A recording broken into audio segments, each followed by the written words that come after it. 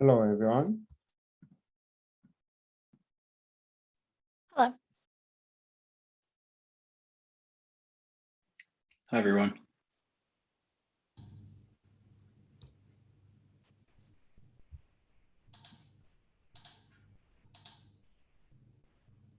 Hello.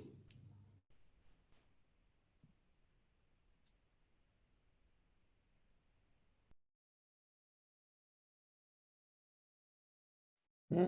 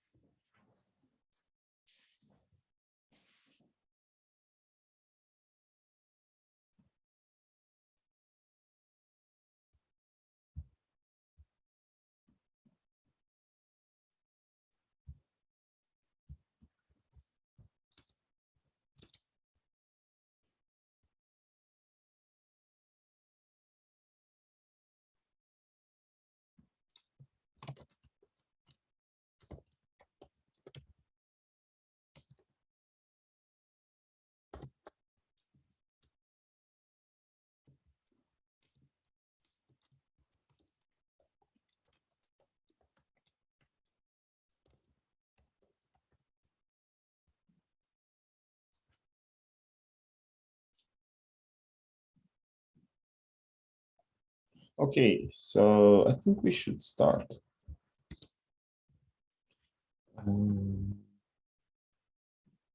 First, everyone, don't forget, it's your chance to elect new members in the governance of this project. So please go ahead and vote. Next one is Jamie and Vera, which they provided extra information as requested.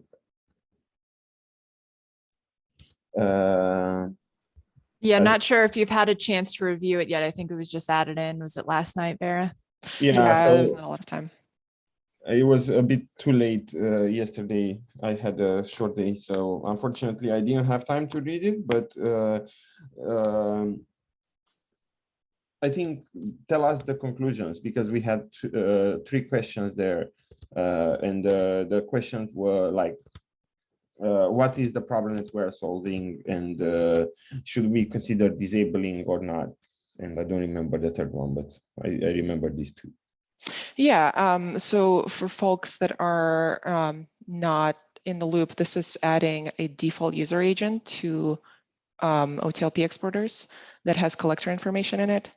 And the problem that we're trying to solve, so there was an original request from someone else to add more insight into this that's already been done for the X-ray exporter or some sort of Amazon exporter.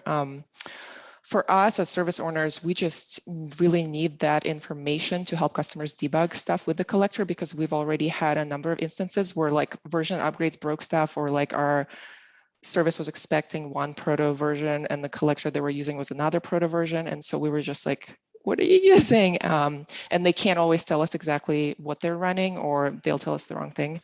So that's kind of the motivation. The disabling part, my opinion is that it shouldn't be disabled, because we're not really changing the behavior, we're just changing the value. And in my understanding, the kind of canonical way for users to control outgoing user agent is through the headers configuration in the config, which currently works for HTTP exporter and will continue to work. Currently does not work for gRPC exporter, will continue to not work, but I think that's kind of a separate concern to fix, if that makes sense. Mm-hmm. And then finally, the multiple collectors chaining together, that really has no bearing on it because it's only the outgoing client that sets the user agent. They've never been chained before. So this is not changing that again, just the value. No, it's not about changing, but do we care about that problem? Do we care about Gotcha. combining user agents maybe? I don't know. The question was not about, is this working? Because I think everyone understood that it's not going to work. But the question is, do we need to dig further in the future to support this use case and maybe have a merge of these user agents? I see. Treat them as proxies that append to it as opposed to like rewriting. Yeah. Yeah. Do we need that? Could we have an explicit telemetry agent property that would be entirely additive? I think that would be useful for other reasons. We do put the collector version right now in the telemetry that we produce in the collector, our own version. I mean when the okay. I think that yeah, I think I was asking if there could be a new header called telemetry agent instead of user agent, because it's I don't feel like this is a user agent in this case. It sounds like a different type of agent. I see. Go ahead, Punya. So I think Bogdan, last time you said sort of semi-jokingly that this sounds a little bit like tracing. And I wonder if we ought to lean on that further, saying user agent has a well-defined purpose. Let's use it for that purpose. If we want to do tracing-like things, let's use tracing. Okay. Yeah, I know I was joking about this. I'm just asking because I need to set up the right expectation. So we will not follow up on doing any crazy joining or anything. We will just stick with the fact that we send a user agent. The only answer that did not correlate with my thinking is the ability to disable this behavior if the user wants. I think it's important to allow users to disable if they don't want to send user agent for whatever reasons. If they are, I don't know what institution or whatever, and they don't want you to see that they are using the hotel collector and they just send you without this. I'm just saying that I don't think we should force opt out. Sure, we can have this enabled by default, and normal users will never disable this unless they are paranoid. But I think we should give the users that option. Yeah, I mean, I'm happy to do that. Although I did hear. Say it again. We can do it in a follow-up PR. We can discuss about that, but I do believe it's important to give the users the power of controlling this behavior. I know it's right now for HTTP at least, you can do it by overwriting with an empty. But you said that in gRPC that doesn't work, so they have no option for that. And we can discuss about this. But I like the motivation, and I will look at the PR today, now that we have the comments. Thank you. Now, what was the concern about applying the same technique to all the components there, in a generic way? What do you mean? I think it applies currently only to all TLP exporters and receivers. And so no, it's in the exporter helper, I think. At least that's how I remember it. No, it's the two individual exporters that set it up currently. Yeah, you're right. I know the GCP exporter, OTLP exporter and OTLP HTTP exporter. So those are the only places where it is included. I know the the stack driver or GCP exporter also lets you override the user agent. It doesn't. Sorry, it doesn't encode. It doesn't put the collector version in, as far as I know, but it does let you override the user agent. And the Amazon Prometheus Remote Write Exporter, and I think also the X-Ray Exporter, does some construction of its own user agent information. But I think that the way this was implemented was that it added capability to set a user agent on the config HTTP helper, which any exporter could then that uses a config HTTP could then utilize.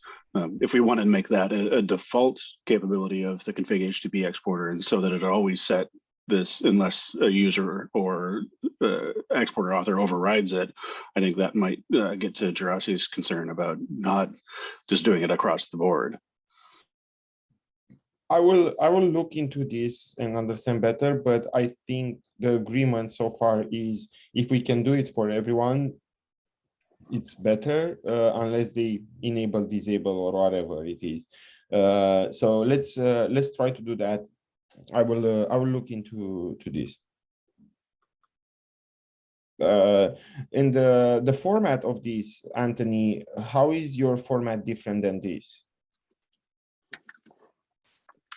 We include information about the AWS SDK that's being used, some other things.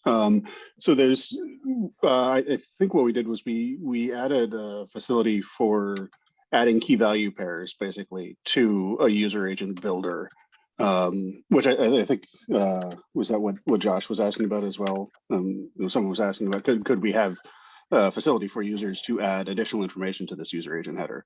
That's kind of what we did. And so in the stock Prometheus remote write exporter, we add just collector information out of build info. And then in the AWS wrapper around that, we add the AWS SDK information. I see. Okay. I spoke up merely because I think the W3C defines user agent as something which is not the thing that you're doing here. It's, sorry, there's a bird on my head. The agent is the one delivering telemetry, not the one presenting information to a user, which is why I call it telemetry agent. And I agree with Anthony. The purpose here is to convey information about the sender of telemetry. For example, in Lightstep, we already have a telemetry agent property that we use. And it's because I would like to prioritize data coming from an agent over data coming from an arbitrary end user, for example. So Prometheus sidecars are sending us data. And I know it's a Prometheus sidecar because it tells me through some telemetry agent property. That's the type of use we have.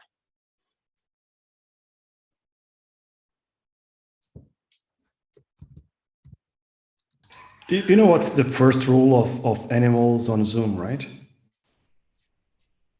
You have to tell us its name. This is a parakeet named Nibble.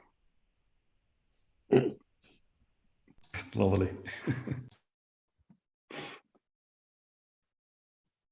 Okay, so I think we got enough information.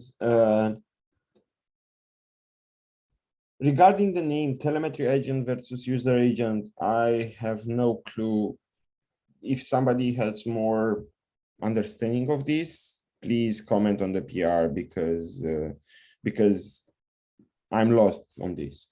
Sorry.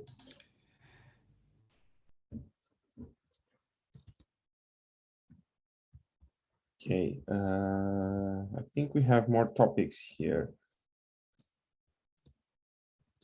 which is Eric has a PR. Yes, and this is Jurassi's fault because I asked what is the order that I need to merge these PRs, and Jurasi, tell me what I do, what I need to do. You are muted. Yeah, I'm sorry. Can you get me to the point again? I was adding a comment about the user agent and telemetry agent. Oh, the command. Oh, yeah. Okay. So, right. I guess the problem is between the first PR and the second PR, we discussed about moving the builder into the core repository again. Mm-hmm. And the second PR here had a problem with not installing the builder in a way that it comes with a versioning. So when you install the builder using go install, it just compiles the builder and doesn't contain the version information that is added at build time when we release the builder. Mm-hmm. And so we recommend downloading the binary, and when you run the downloaded binary and you run like OCB or OpenTelemetry Collector Builder version, it spits out the version that of the builder. Now, if we are moving the builder to the core repository, then this PR here would not have any effect. Would have to be reverted, right? So it's work that we have to undo to accommodate the builder. So I guess we kind of talked about this already, Eric. But if you have any specific concerns that we should be discussing here, I think you should propose a more concrete plan, Jurasi, because you understand better the problem. Tell Eric exactly what is the order of things that need to happen, and I think we can do them. Yeah, so I don't know from the top of my head what are all the steps that needs to be done. I think it's easier for me if I just scratch a PR with the move itself. Okay. So moving things to the builder, because there is one more complexity, and I think we can use the time here to talk about that, which is the releases repository as well. So originally we had the releases because of a timing difference between the core and the builder, and we had the releases. Now that we are going to have the two of them together, then I don't see a good advantage of having the releases as a separate repository. I think it should be in contrib, if you ask me. The reason why it should be in contrib is because it depends. Both releases that we're gonna do are depending on contrib components. Makes sense. Yeah, true. And I think it should be there, but we can discuss that later. Let's fix this builder right now, because as a project, we give you the framework and we give you a builder to build on top of this framework in one place and in one shot with consistent versions and stuff.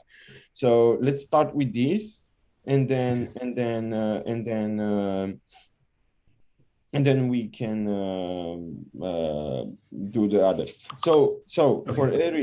for Eric, we need to then wait for your merge PR, which will come probably today or tomorrow.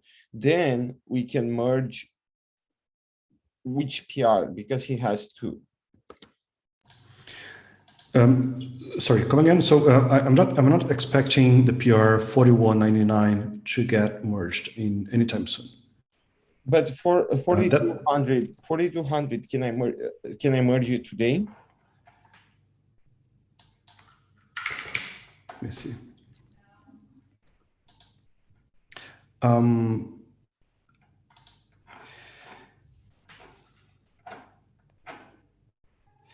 Well, that one can be merged. It would just remove the current command, and I think it is going to be reused for the next iteration of how to build the collector. Yeah. So the only concern is I'm not ready to make a PR like tomorrow for moving the builder into the core. So that means that we are not going to have a way of locally building the core distribution locally for development purposes until we have a new make file or a new make target for that. And the new make target is only coming after this PR that I haven't even started. Okay, when do you think you're going to have time? I only have this and the authentication work on my queue. So I can start as a top priority, I can start tomorrow morning. Yeah, start on that, because I believe the move of the code is not that a big deal. Maybe I'm wrong, but I think I need to give you famous last words. Yes, you probably want me to add credentials for this repo in the GitHub. I will do that. The Docker Hub credentials, so then we can release the image from GitHub.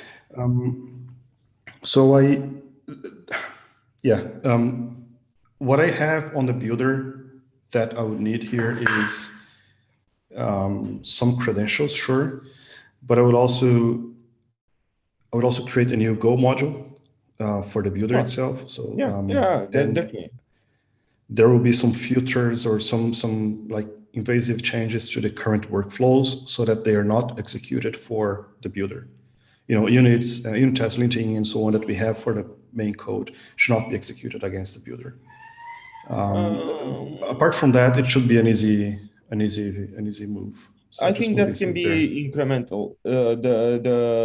the smart building to not build when we change one part or the other. I think that can be incremental. I don't necessarily see as a blocker for the first PR, even though, yes, it would be annoying that you build extra things that you don't need to build, but we can do it incremental, and we can ask somebody to help us with that.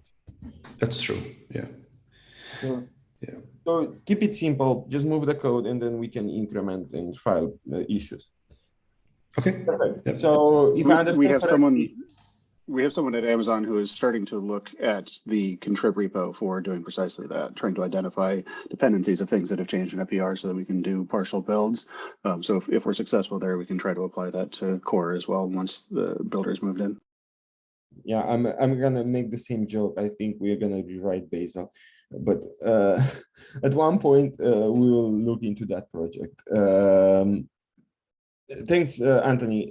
Just make sure, as I said, we shouldn't do too much work. There are tools that already do this. Maybe the solution is to move to use these tools instead of writing our own tools. Yeah, I wanted to start with something very simple of just dependency identification. And if we go beyond that, then we should look at something more robust. Okay, perfect. So if we're talking about, if this is a discussion about Bazel without talking about Bazel, I do think we should look at the experience report coming out of Kubernetes, where they have recently decided, or I guess earlier this year, they decided to stop using Bazel because of the friction involved in maintaining parallel build systems with a community where other people were not bought in. So I think we should take that experience seriously when we evaluate. Can you share that? It will be a good reading for everyone. Yeah, I will do that. I actually recently shared it. Yeah. I was joking about Bazel, but I just don't want to re-implement Bazel again. Like, if we do that, we should use it. Otherwise, I agree. I'll share the link.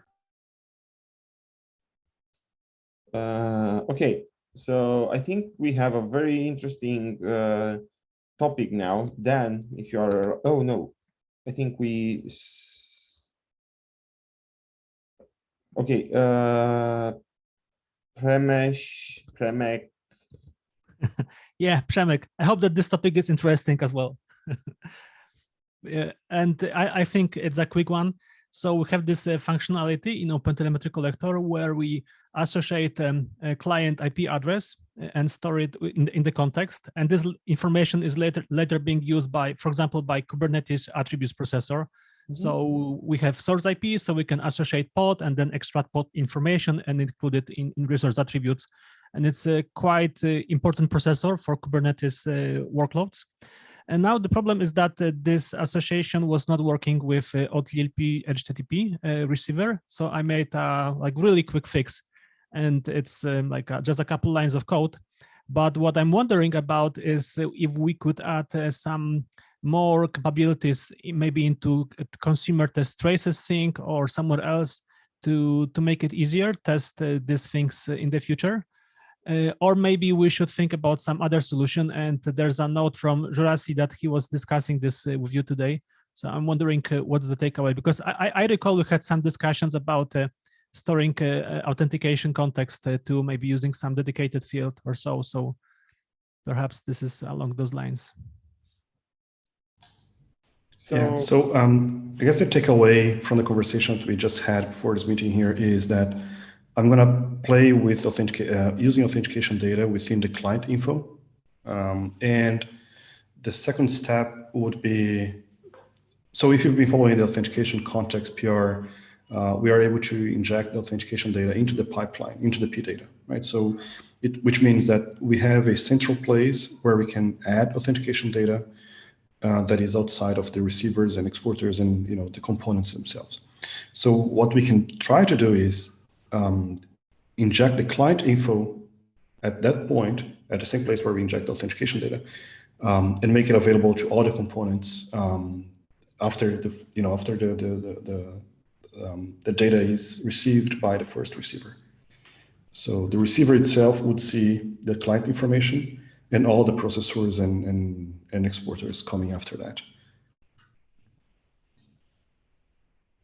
So yeah, so that's the proposal. That's the current idea. And if it's going to fix any existing problems, I hope. But it might conflict with components that currently use the client information, or more precisely, with components that inject the client information into the context.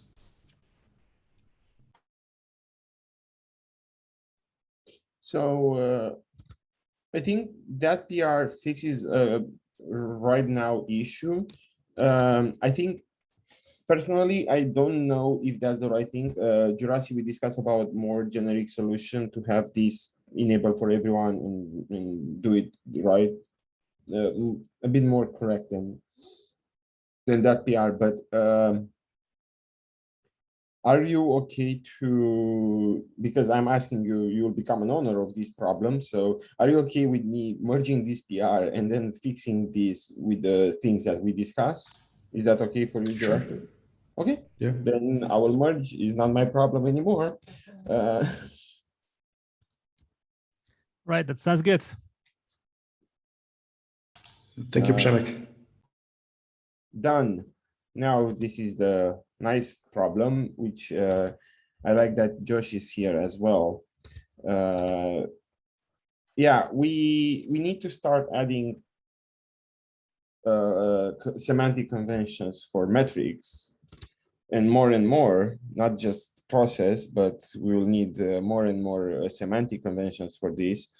And would be good to have a way to do this consistently, and maybe thinking even to use the tool, the semantic generator tool, convention generator tool that we have for tracing and stuff, make it work for metrics and have those defined in YAML files, which would be great, because then we can reuse the same files in our metadata YAML that we have then, instead of having duplicate the information. Yeah, I think there was a good conversation in the specification meeting about rolling that out, and there's a plan to do so. I forget who's actually doing that, but I just wanted to raise this particular proposal to the collector group, just to put it on people's radar, because it has an impact on the collector. So again, the proposal is proposing semantic conventions for process metrics. The collector itself provides two different mechanisms for collecting process metrics, and they're basically, the data model is slightly different and the names are slightly different. So this could potentially impact people if we decide to establish one convention, which I think we probably will. And then, but so I think likely the internal telemetry metrics will be renamed. And but anyways, just putting this on everyone's radar in case this impacts you. Please take a look. If you want, click through to the underlying issue, and you can see some analysis of what the different metrics are and how they're collected, and how they compare to each other in terms of their actual meaning. So please comment if you're interested.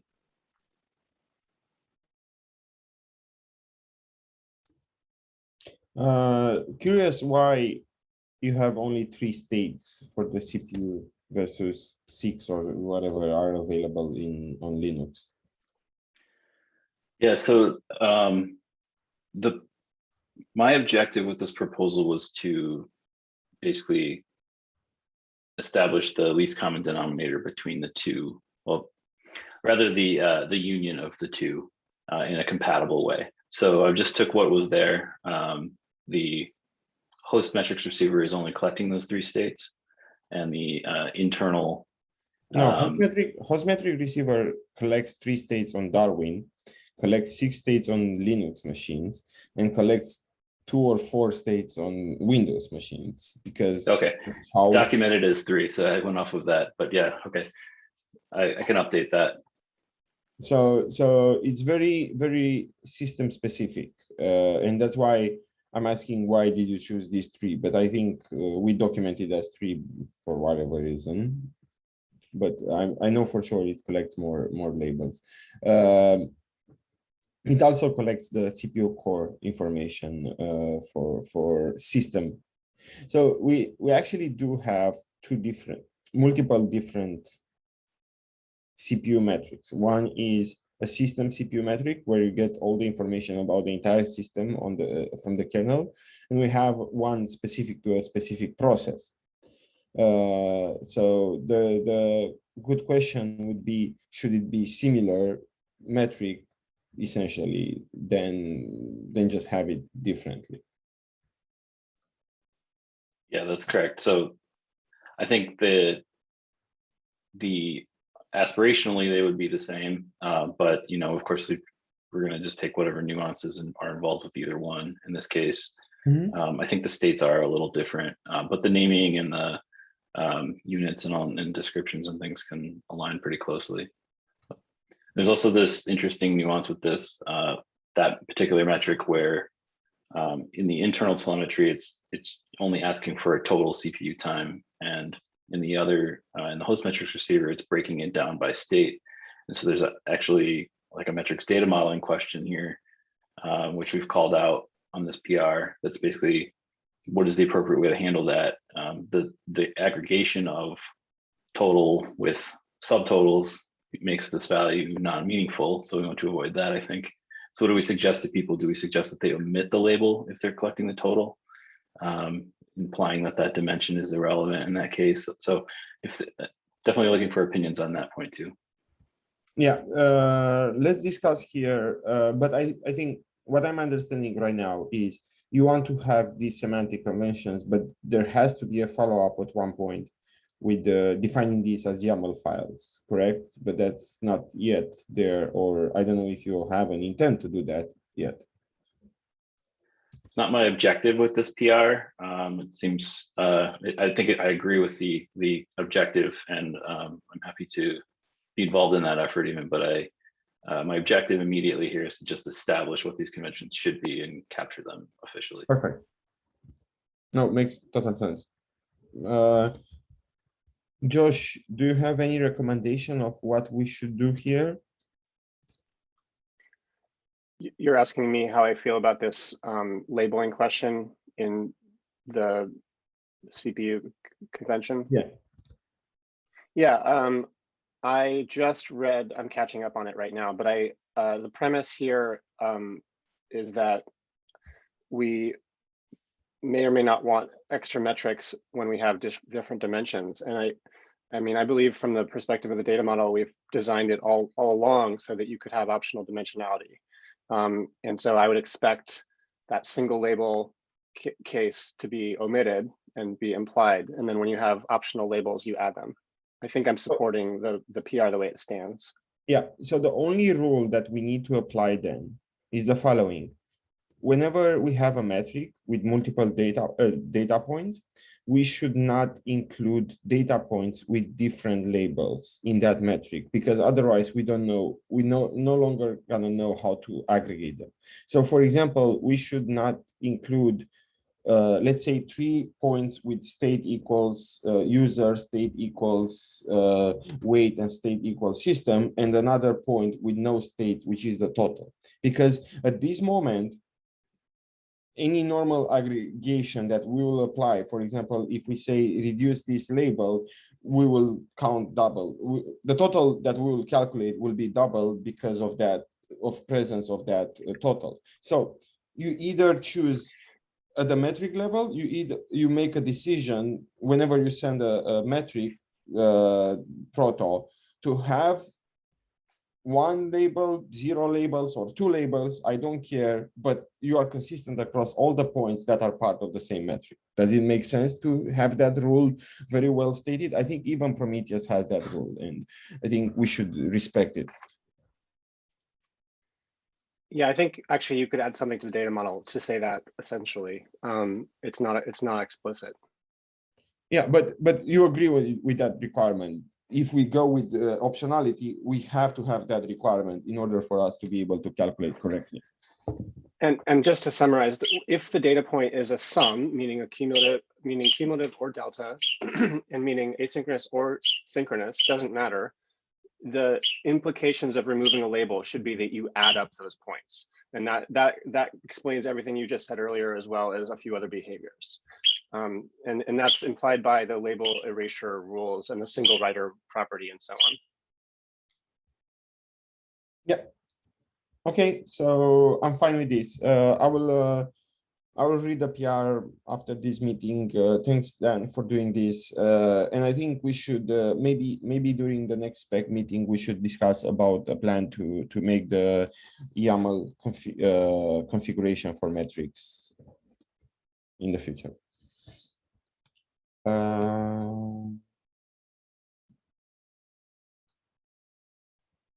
Vinit.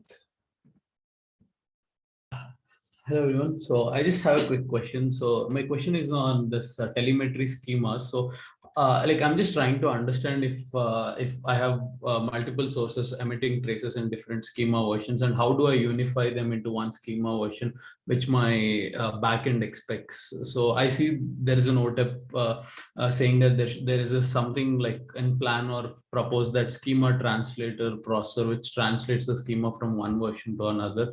But I don't find that, but how others are dealing with the schema unification. So I think schema is very new.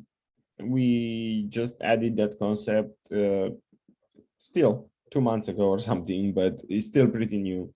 To be honest, we don't even set the right schema all the time, which I think it should be at least the beginning of the story to set the schema. Whenever we are a producer of the data, of P data, we should set a schema for the data.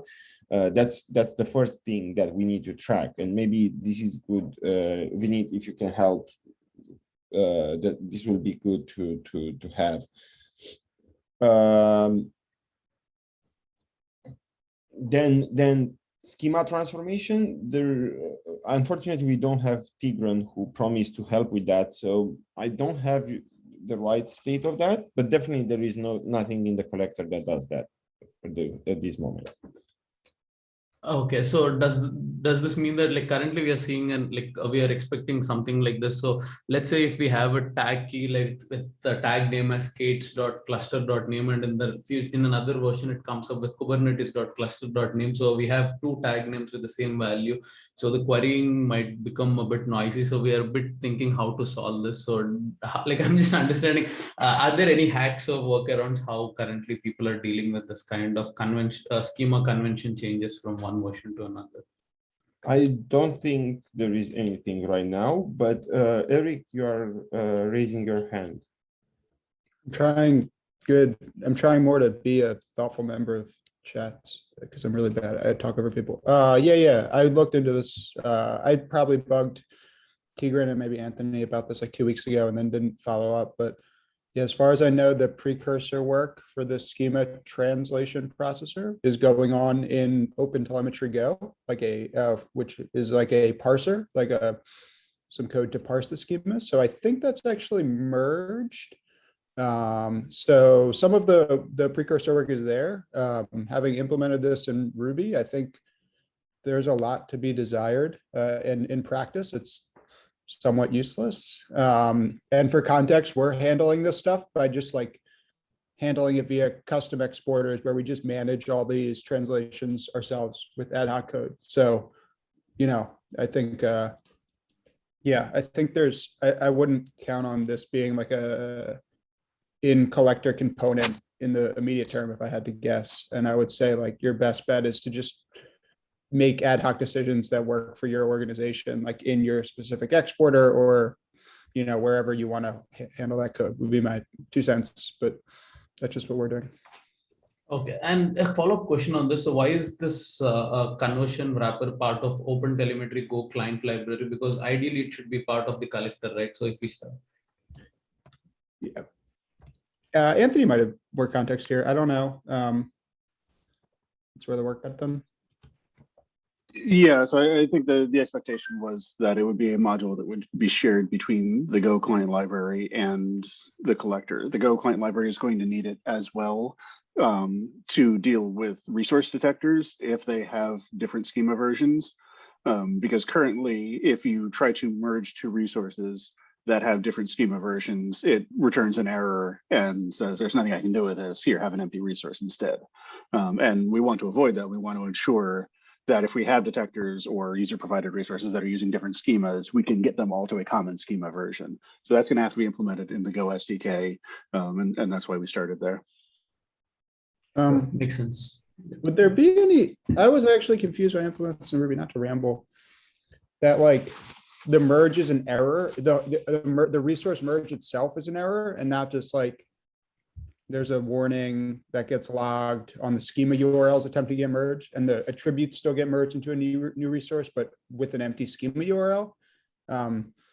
Was there like a strong reason around that? I believe as it's specified, schema merge with, or a resource merge with two different schemas is an error, and the resulting schema or resulting resource is undefined. Right. In Go, we've chosen to implement that as a new empty resource. We simply don't know what to do, and so we do the safest thing, which is nothing. Yeah. No, I agree. I mean, I agree that's what's in the spec, and it's just I'm late to, I was late to it and missed and didn't contribute in the OTEP process. And like, but in practice, what I noticed is like, so in Ruby, so there's like a few sort of like default, the SDK does some like default resource creations that like grab, I don't know, like service name or stuff like that, which is like technically a semantic convention.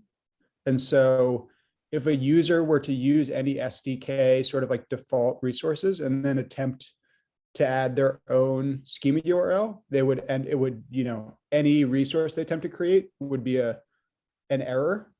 So instead, what we have to do is like we have to create these sort of like default resource SDK resources without any schema URL, even though technically it is should point to it, like even service.name is, could change something. It's unlikely, but I don't know. So stuff like that I found. Yeah, that isn't friction. I think that's the same choice we made in Go as well, was that we simply don't put a schema URL on those stock resources, or same thing with resources coming from the environment, because we can't know what schema they're using. So it kind of avoids the problem for now, but I think that's why it's all the more important that we build the capability to translate between schema versions and have an ability to get to a common schema version. This whole we sounds promising. No, cool. Okay, thank you. Sorry for hijacking your discussion point, Vineet. Yeah, thank you. All this answers my question.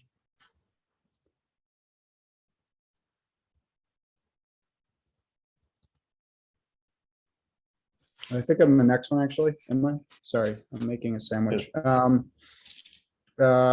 yeah, I'm just doing. Does anyone know offhand of a processor which operates on like both the resource attributes and the span attributes, just within the community? If I know there's a few, but if there's any that are like well maintained, I would and are Apache too. I'd love to know. I have to do some custom stuff, and it seems like a common use case, but I couldn't find anything that really supports it.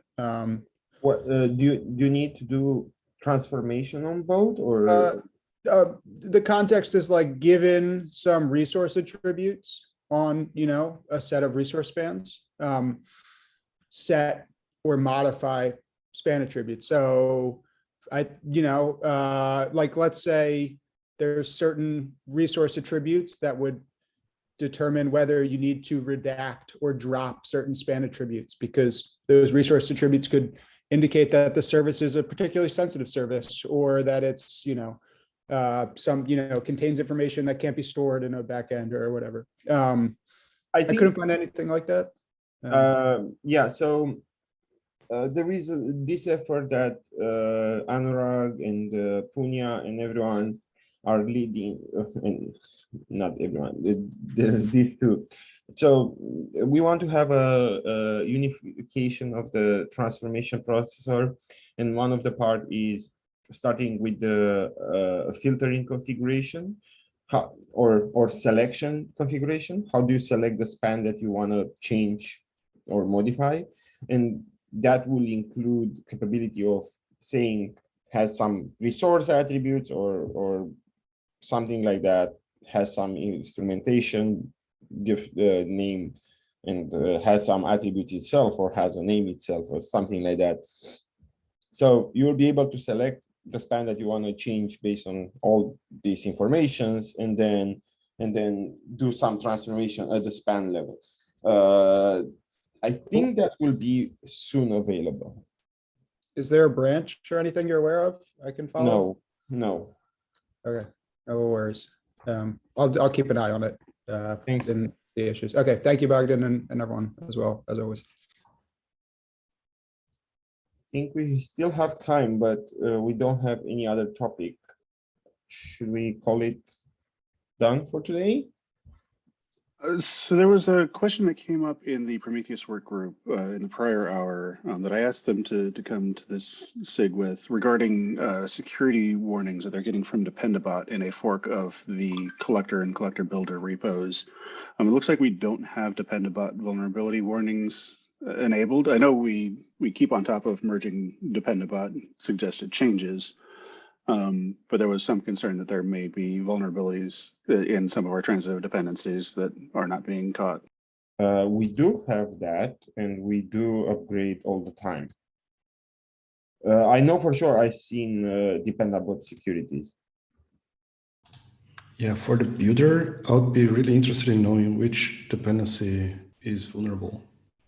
Do you have a link to this? I don't. It was in a fork of their in their fork of the repository. I believe it related to a MongoDB client library, which is probably related to some transitive dependency that the builder has through the collector or one of its components. So it's hard for me to say what exactly it was without being able to show that. But right now we have only one Defendable alert, which says is moderate severe, and just for fun, it's in AWS Prometheus Remote Exporter. So, oops. I will share with you, Anthony, and you can do this. But so we do have them enabled. That's what I'm trying to say. And as I mentioned, we do have one, but it's not related to MongoDB. It's related to JSON. So I looked at the security tab for collector contrib, and I don't see the Defendable vulnerability alerts there. Is that something that's only visible to maintainers or admins of the repo then? Yes, only maintainers and admins can see this. Okay, that would explain why I wasn't seeing it then. But we do a lot of these. So we have different back channels where we, like, even in the TC, every time like people like Armin or even Yuri point us to these security things that we treat very seriously. And one of the thing we did was even the moving to Go 17 was pointed as one of a vulnerability, and we did it in a couple of hours. Like I don't know what exactly problem they see. Maybe they cloned or they forked the specific version where we happen to have that problem, but in general, we treat them very seriously.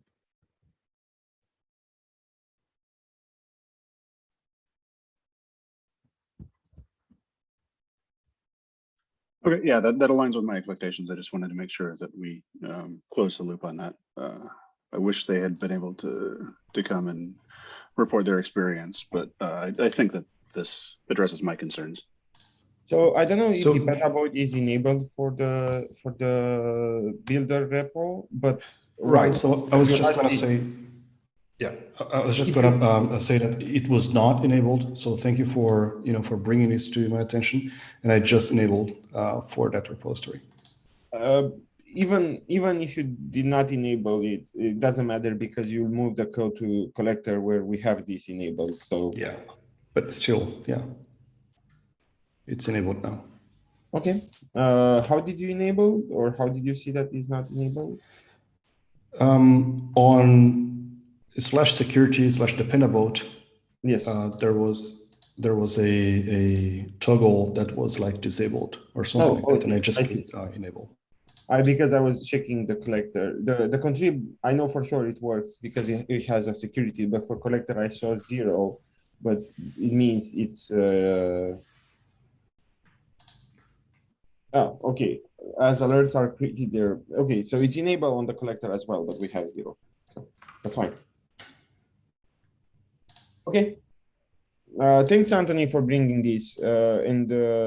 Yeah, I think we should treat all the securities very high priority, and we should always upgrade all the dependencies and fix all these problems if we see any.